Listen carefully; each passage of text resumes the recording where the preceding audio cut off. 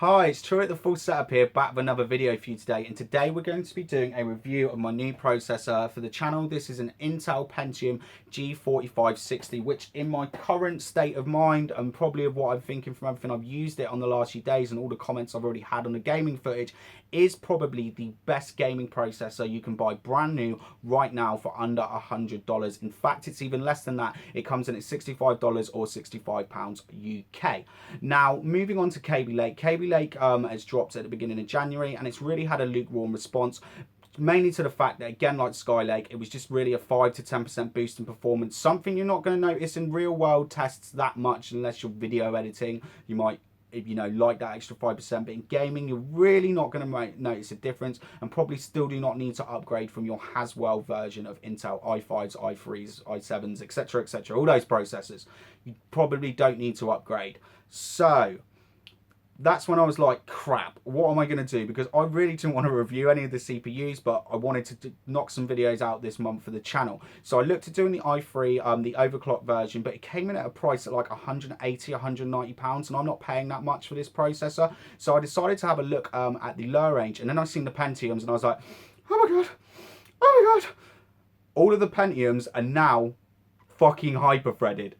Like, that is absolutely brilliant. It basically renders the i3 useless, which we'll talk about at the end of this video. So what does that mean for you? What is hyperthreading for anyone that doesn't know? Well, basically, this is a dual core processor. So what we have is two physical cores, then we have two logical cores. If you imagine your two physical cores are here, and they're rendering a video, they're rendering a frame. Your two logical cores are here, and they are getting the next frame ready. So this gives a really good performance boost. It shows up as a quad core in Windows, but you will not get the same performance boost as you would with an i5. But this is an absolutely massive thing. So moving on to the processor then. So this processor is coming in at 3.5 gigahertz. Like I said, it's a dual core 4-thread.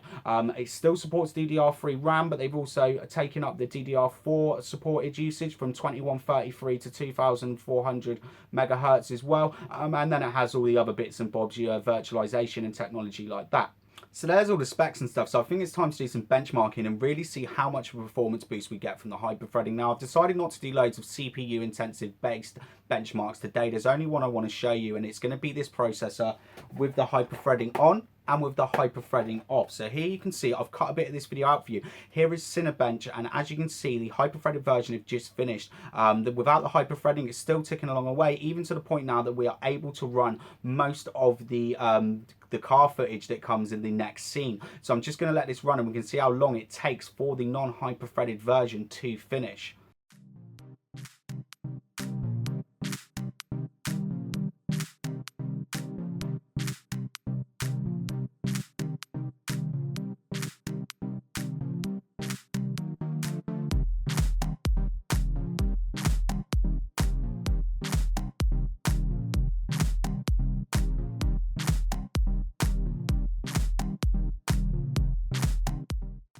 So I'm sorry to put you through all of that, and I did have to cut out a little bit of it from the beginning just so it wouldn't go on for so long. So that's Cinebench, and really you're not going to be video editing for this. So what about gaming? Well, last year's Pentium that you could compare for this would be the Intel G4460. Even though there were higher clocked Pentiums which were closer to this clock rate of the 3.5 gigahertz, when it comes to price range, the Intel G4460 was about £65. So here's some footage of it running Battlefield 1, and as you can see, it is pretty unplayable. This is an ultra preset with a GTX 1060, and it really doesn't get any better when you lower the settings on it at all. So it just really can't perform.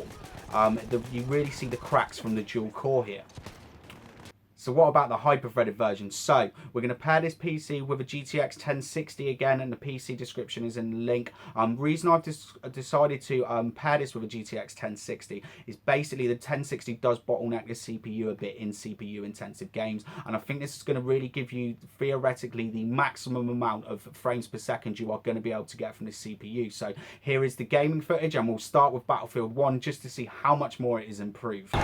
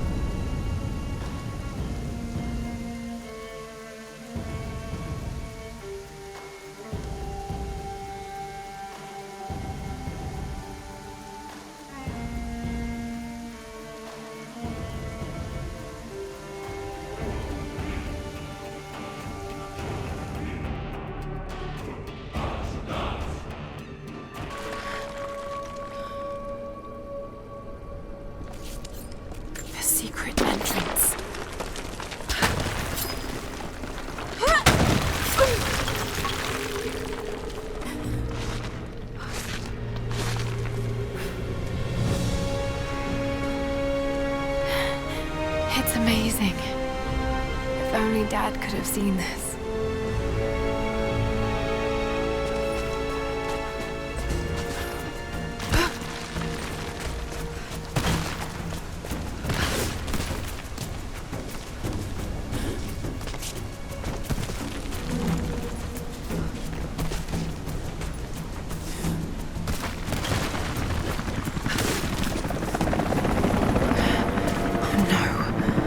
Already here.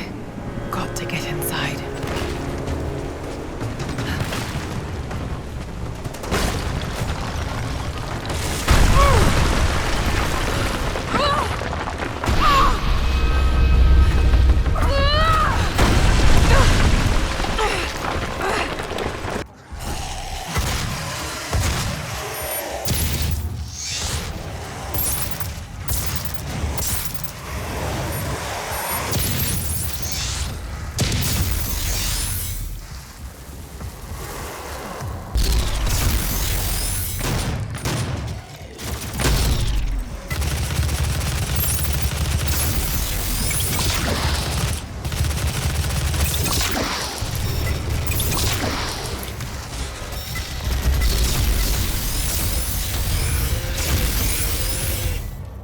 I offer you a temporary advantage. Where did the arse take you next? We still have to get to the factory entrance.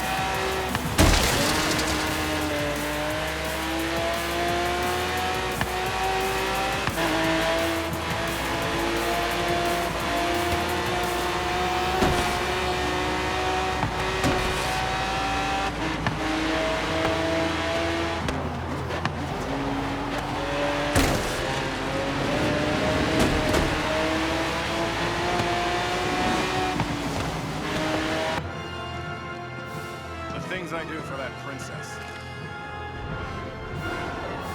Try that again.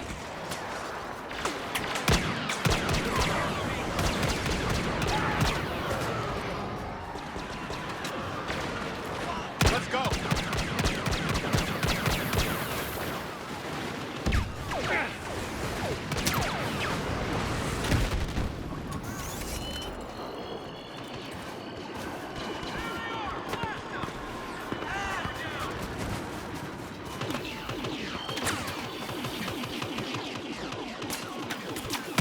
Up quick. So there's the gaming footage of this CPU paired with a GTX 1060. If you would like to see videos of this paired with a 1050 Ti as well, please go over to the channel because I have loads of those. And as you can see, with the 1060, it does perform really well. There were some slight bottlenecks, obviously in Battlefield 1, I think Black Ops 3 bottlenecked this a little bit as well, and you will find in more CPU intensive games, things with lots of physics in it, you will get a slight bit of bottleneck. But still, I am standing by this, that right now, currently, this is the best processor you can buy for under $100 if you want to build a good budget gaming build. That's where I would normally end this review, but I've been asked a lot of questions, and there's 3 questions I really want to answer before I end this review. Motherboard support with Skylake processors, and what sort of, well, Skylake based motherboards. The best GPU I think you should pair this CPU with, and should you buy an i3, is there any point? So, motherboard support. Now, I'm using an MSI H110M and Pro VD, I think that's the one. And that was a Skylake board. Now, I did upgrade the BIOS in December. I upgraded the BIOS so I can support Kaby Lake processors. As you can see here, if you are looking to buy one of these motherboards, it is not going to work, probably not going to work without that update. So you want to be looking at the newer boards. A couple of people have said to me that the new boards are quite expensive. Well, again, when I mentioned earlier about being able to buy the CPU and the motherboard for the same price as the i3-6100, that was with the cheapest B250 motherboard that you could. Also onto this as well with my Skylake motherboard. Now, all the video footage you've seen and everything that I've uploaded so far, the RAM speed has been at 2133. I was asked if my motherboard could support 2400, which I never thought about. After the BIOS had been updated and we've got this new processor, I was able to set my RAM to 2400 megahertz, even though it was not advertised. I don't think that will happen with every motherboard, but it's just a bit of information I'd like to fill you in. Next then, the best GPU for this then. Well, my personal opinion of the best GPU for this is we've done the 1060 and the 1050 Ti, and there is a big performance difference in between those two graphics cards. Obviously, it bottlenecked the 1060. And the 1050 Ti didn't bottleneck at all, but that's probably not the best Ultra 1080p graphics card for its price. So really, I would recommend probably the best card that sits right in between the middle with those two would be the RX 470 or a 480 if you were planning to upgrade your CPU at a later date. Also as well, I'd recommend the RX 470 is if you were looking for a new monitor, you would be able to take advantage of FreeSync at 40 to 75 frames per second, smooth buttery gameplay. So yeah, best GPU to pair with this CPU, an RX 470, and I will be bringing videos of that for you in February, so please subscribe. Last question that I want to answer that everyone's asking, and everyone's already made their mind up. I've had hundreds of comments of people saying, I should not buy an i3, just do not buy one. Is there any point?